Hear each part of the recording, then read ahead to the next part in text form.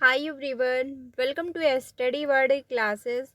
So friends BPSC TRE 4 से related latest update जारी किया जा रहा है, उसको हम लोग डिटेल में समझने वाले हैं। जैसा कि आप सभी जानते हैं कि इस टाइम पर बीपीएससी टीआरई 4 आपको नई शिक्षक भर्ती के रूप में देखने को मिलने वाला है, जिसको लेकर जो प्रोसेस है वो स्टार्ट कर दिया गया है।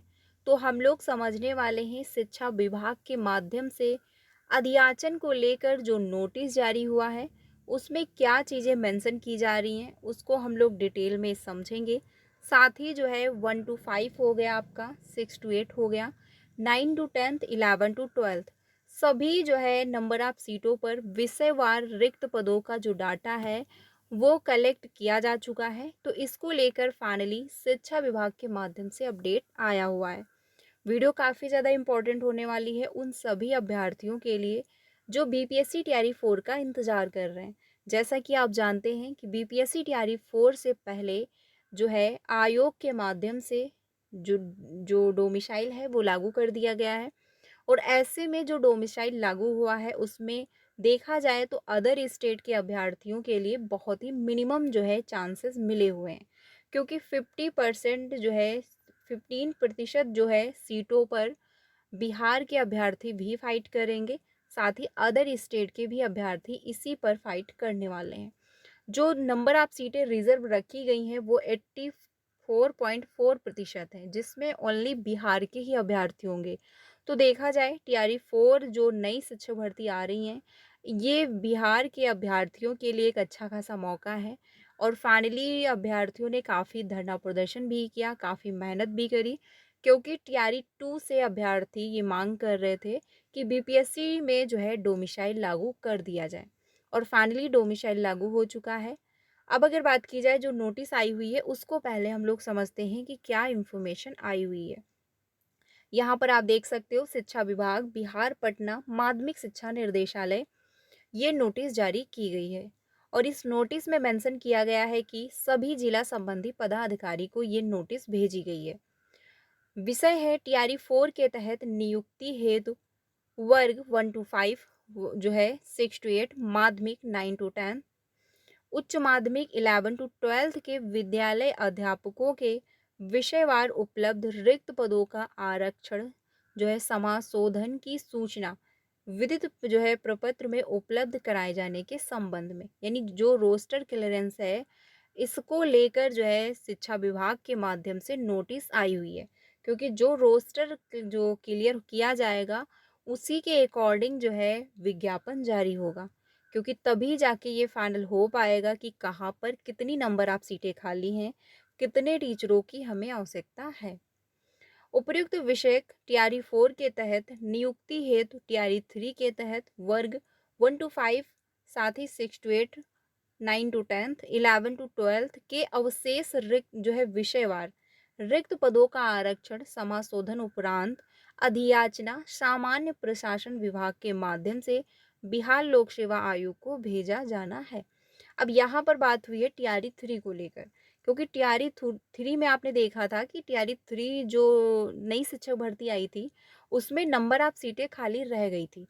वैकेंसी आई हुई थी 87,000 कुछ करके, और जो फुल अप हुए थे नंबर ऑफ सीटें वो हुई थी 66,000 कुछ करके, यानी उसमें 20,000 के अराउंड या 25,000 के अराउंड नंबर ऑफ सीटें खाली रह गई थी।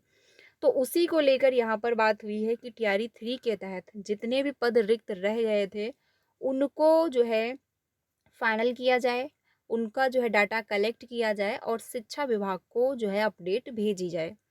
इस हेतु वर्ग 1 to 5, 6 to 8, 9 to 10 और साथ ही 11 to 12 के टीआरई 3 के नियुक्ति के पश्चात अवशेष पदों का आरक्षण समाशोधन सभी जिलों के द्वारा कराते हुए विदित प्रपत्र यानी 1, 2, 3, 4 एवं 5 के अंकित विषयों में सूचना उपलब्ध कराया जाना है, जो इस पत्र के साथ संलग्न कर भेजा जा रहा है।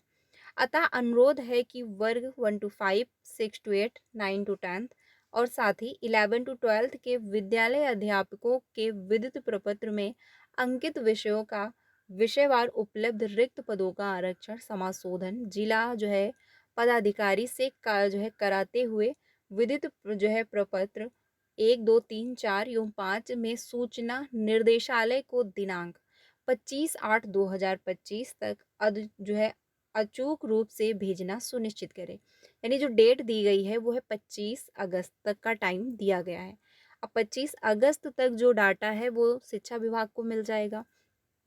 उसके बाद जो है जिससे समय रहते जो है टीआरई 4 का अध्याचन बिहार लोक सेवा आयोग को भेजा जा सके। ठीक है, इसे सर्वोच्च प्राथमिकता दी जाए और ये फाइनली नोटिस आ चुकी है और शिक्षा विभाग के द्वारा सभी जिलाधिकारियों को नोटिस भेजा जा चुका है। तो देखा जाए तो नंबर ऑफ सीटें 1 लाख के राउंड बताई जा रही हैं जो खाली हैं। तो उसमें टीआरई 3 के जितने भी नंबर ऑफ सीटें हैं जो बची हुई हैं उनको टीआरई 4 में ऐड किया जाएगा। और ये कोई नया प्रोसेस नहीं है। ये जो है बिहार में जब से टीआरई 1 आया था तब से चल रहा है और जो कि देखा जाए बिल्कुल कॉमन है, नॉर्मल है। क्योंकि अगर जो है टीआरई 1 में जितनी नंबर ऑफ सीटें रह गई थी, उनको टीआरई 2 में ऐड कर दिया गया। टीआरई 2 में जितनी भी नंबर ऑफ सीटें रह गई उनको टीआरई 3 में ऐड किया गया था और अब टीआरई 3 में जितनी नंबर ऑफ सीटें बची हुई हैं उनको टीआरई 4 में ऐड किया जाएगा। सेम प्रोसेस जो है फॉलो किया जाएगा।